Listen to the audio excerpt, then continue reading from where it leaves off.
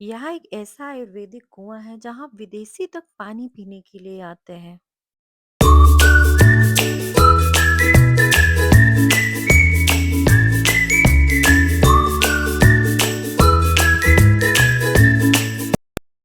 Hi everyone, welcome to part 2 of Banaras. Guys, आज हमारे पास 4 बजे तक का टाइम था, तो हमने सोचा था कि जो बाकी चीज़ें बची हैं उनको भी एक्सप्लोर किया जाए, बट उसके पहले भगवान के दर्शन कर लेते हैं, क्योंकि मतलब नेक्स्ट टाइम पता नहीं कब आएंगे, पता नहीं होता ना भगवान कब बुलाएंगे। एंड जो भी बाकी मंदिर बचे हैं, जैसे महामृत्युंजय मंदिर, कुछ गलियां बची हैं, स्ट्रीट वगैरह, उनको एक्सप्लोर किया जाए, क्योंकि कल पूजा करने में, गंगा आरती, ये सब में पूरे रात हो गई थी, तो ज़्यादा एक्सप्लोर नहीं कर पाए थे। फिर थक गए तो चले गए रूम हम, और फिर निकल गए। हमने पहले ऑटो की, फिर ऑटो को 1 किलोमीटर पहले ही रोक देते हैं, तो हम गलियों से होते हुए पहुंच गए गोडेलिया मार्केट।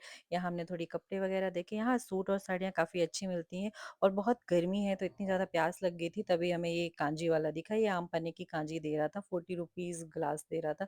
तो यहाँ पे थोड़ा सा रिफ्रेशिंग था, इतना अच्छा भी नहीं था। इसने तारीफ बहुत की थी कि बहुत टेस्टी है, और उतना था नहीं।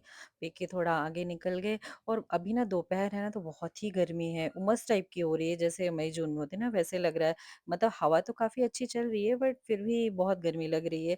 और जैसे ठंड में भरा होता है ना घाट दोपहर में भी, वैसे तो नहीं था। मतलब लोग तो बहुत थे, बट इतना भी नहीं था, थोड़ा खाली खाली ही था, क्योंकि अभी दोपहर में गर्मी है तो इतना ज़्यादा कोई वोटिंग वोटिंग कर नहीं रहा था। कुछ लोग कर रहे थे, बट इतना भी नहीं कर रहे थे, तो सब खाली ही थी। और कल फोटो वोटो खींचना यहाँ पे रह गया था, क्योंकि रात हो गई थी, तो पहले मैंने यहाँ पे फोटो खींची। आप पीछे देख रहे हैं ना, कितना खाली खाली सा, और बादल बीच बीच में बादल आ रहे थे, फिर धूप भी हो रही थी।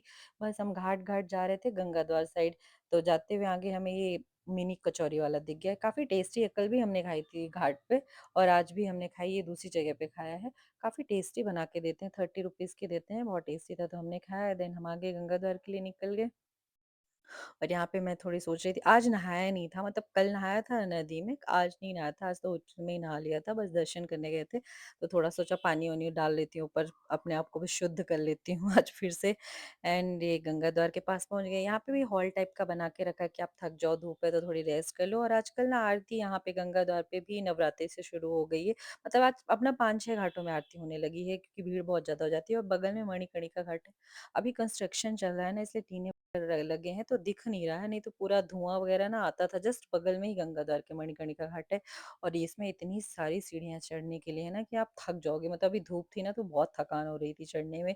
एंड पहुंच गए, फिर थोड़ा सा यहाँ पे बैठ के रेस्ट किए। यहाँ पे ना बहुत सारे फॉरेनर्स भी आते हैं भगवान के दर्शन कर लिए। बहुत सारे बैठे हुए थे यहाँ पे, राजस्थानी, साउथ इंडियन, मतलब वो ना 20-20, 25-25 लोग, मुझे लगता है एक एक पूरा मोहल्ले के एक साथ ही आ जाते हैं, सभी बैठे हुए थे। एंड हम थोड़ा-सा सीढ़ियाँ चढ़े, फिर बगल में एक स हाँ, पहले तो यहाँ पे वो है, शंकराचार्य की स्टैचू है बड़ी-सी, तो हमने थोड़ा-सा पढ़ा। यहाँ पे बहुत सारी चीज़ें लिखी हुई थी, थोड़ा तो नॉलेज वाली तो हमने पढ़ी। एंड देन एक्सेलेरेटर से हम ऊपर चले गए, बगल में ही लगा है। अगर आपको सीढ़ियाँ नहीं चढ़नी तो आप एक्सेलेरेटर से ऊपर जा सकते हो। और यहाँ पे मैप वगैरह लगा हुआ है कि आपको कहाँ से निकलना है, कहाँ से दर्शन करना है, एंड आरती कब होती है, प्रसाद कहाँ से लेना है, बहुत सारी चीज़ें तो आप पढ़ के भी कर सकते हो। और ये फर्स्ट गेट है, और यहाँ पे इतनी ज़्यादा बाहर से लाइन लगी हुई थी, लग रहा था ये तो पता नहीं 2-3 घंटे बाद मंदिर के अंदर पहुँचेंगे, इतनी गर्मी में।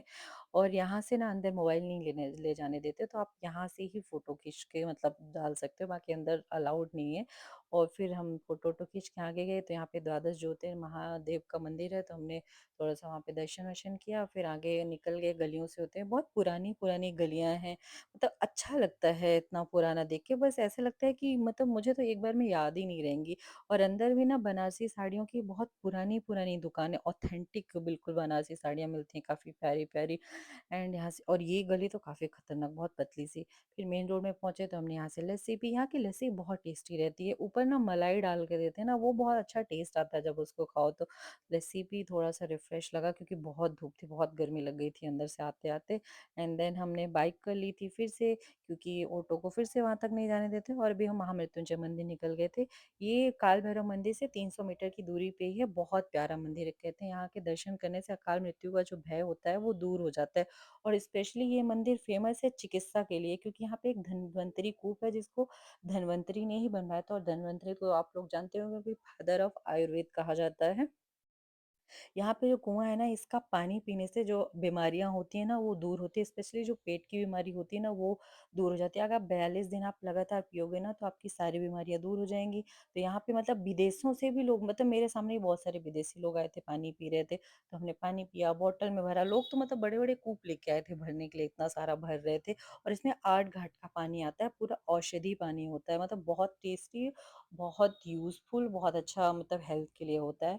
तो आप अगर वहाँ जाएँ तो ज़रूर इस कूप का पानी पीने के लिए जाएँ। देन दर्शन करके पानी-वानी पी के हम निकल गए रिक्शा करके। वैसे रिक्शे ना, मतलब बनारस में काफ़ी रिक्शे चलते हैं। हम मैं अपने रीवा में बचपन में बैठती थी, अब तो देखने को भी नहीं मिलते क्योंकि कोई बैठता ही नहीं है। पर वहाँ पे ना गलियाँ इतनी छोटी-छोटी हैं ना कि सब रिक्शे में मतलब बहुत यूज़ करते हैं लोग। एंड देन भूख लग गई, अभी दोपहर 2 बज चुके थे, तो हम खाना खाने आ गए गुडेलिया चौराहे के पास ही एक होटल में। और यहाँ ना बहुत ज़्यादा टेस्टी खाना नहीं मिलता प्राइस के हिसाब से, मतलब ठीक-ठाक मिलता है बट इतना टेस्टी भी नहीं रहता। बट अब पेट तो भरना ही पड़ता है, तो फिर हमने खाया क्योंकि दिन में कोई स्ट्रीट फूड भी नहीं मिलता है, मतलब काशी चाट वगैरह, भंडार वगैरह जो है वो 6 बजे खुलते हैं। एंड देन ये रही मेरी पूरी आइटनरी 2 दिन की का बनारस की। आप लोग बताना आप लोगों को कैसी लगी, and please like and subscribe. Thanks for watching.